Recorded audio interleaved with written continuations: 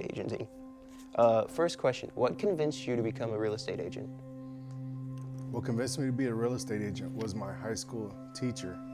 He owned about 30 single family houses, and then I owned my first house at 21.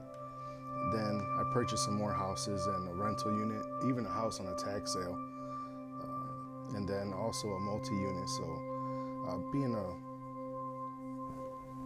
So being a landlord really got me rolling into real estate.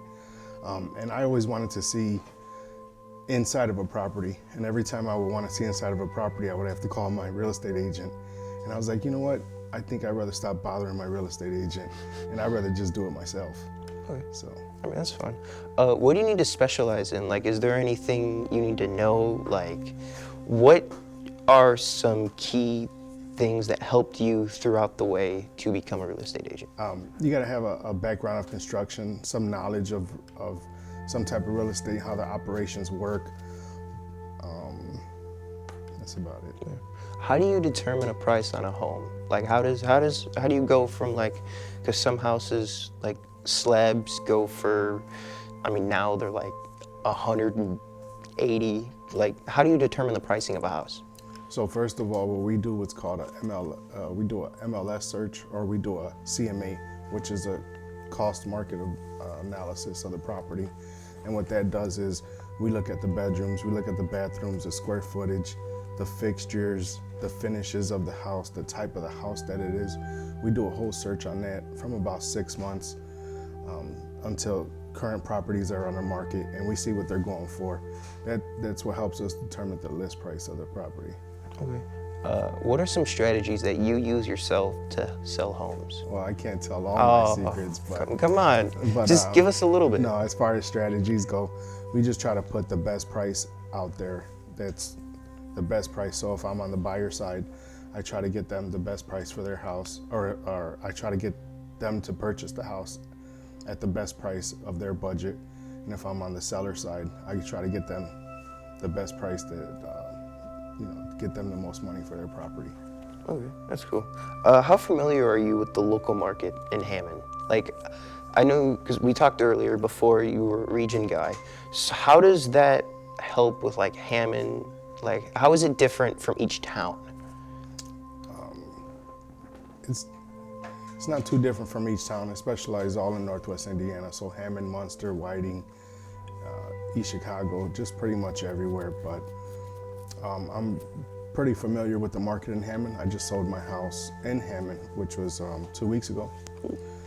Congratulations. Thank you, appreciate it. And I have a couple more listings in Hammond, and the brand new construction right there with Clark Field. So that's pretty awesome to see going up.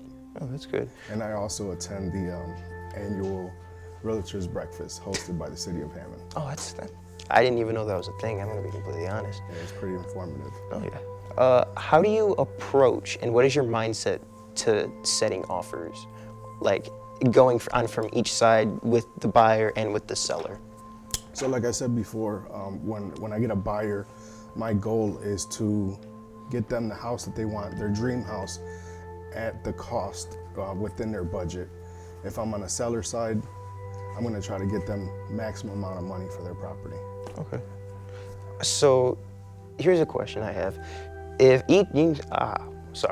So each house, I know from past, like, because my family sold houses, they've gotten multiple offers on a house.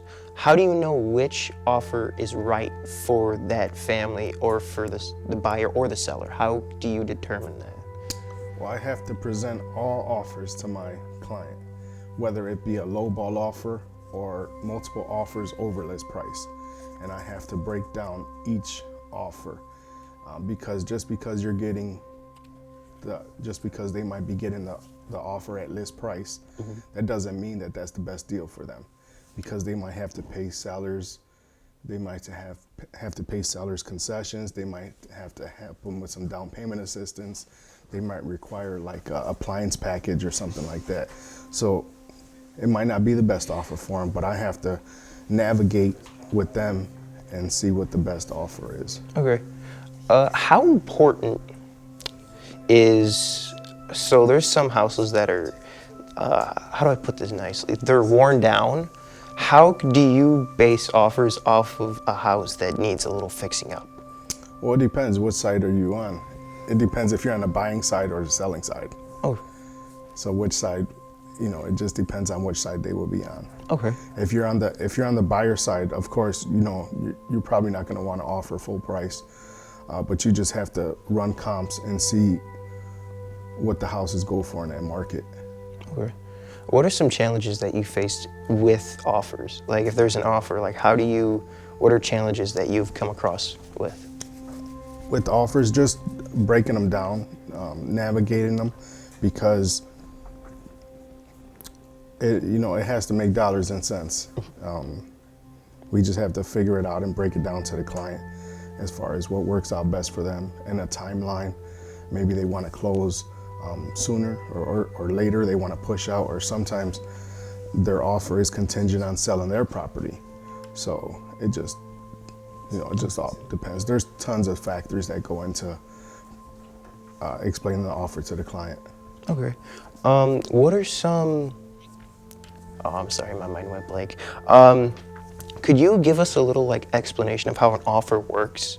Because I know people offer offer money for the house. It's probably not that simple. Oh, I want to buy this house, let's offer it. Could you give us a little bit of a breakdown? Right. So at first, you want to get pre-approved for a loan, and you do that with a mortgage lender. Once you get pre-approved for a loan, then you link up with a realtor, and they could show you the property, and then you offer, if you like the property, you found your dream house, you submit a bid for your dream house. You have a discussion with the realtor, of what to offer. And once you guys come into agreement, you put in an offer. You try to put your best foot forward in the beginning. You really don't want to try to lowball, because that might set a bad example, but you don't want to lowball too much. But you got to try to put your best foot forward. How do you become an agent yourself? I know you said you had the construction, landlording. How do you become a realtor? Just say you're a realtor, or how'd you expose yourself? Right. So to become a realtor in Indiana, you have to take a 90-hour class. After the 90-hour class, you have to go for your state and your national licensing test. Once you complete those, then you could shop around and see what kind of brokerage you want to work with, because the brokerage has to hold your license. As far as me getting started, I was already a landlord. I own multiple properties and rentals, and it was just the next step to go in the next direction. So, okay. With the landlord background, how is realtoring and being a landlord different? Because you've seen both aspects. I'm an 18-year-old kid. I kind of know the difference, but I'm pretty sure that it's a big aspect of being different. Okay, well, starting off, being a landlord really helps in the process. It helps as far as electrical, plumbing, working your way around a deal. And you said the difference from realtor and landlording is the contracts that you have to deal with. With the realtor,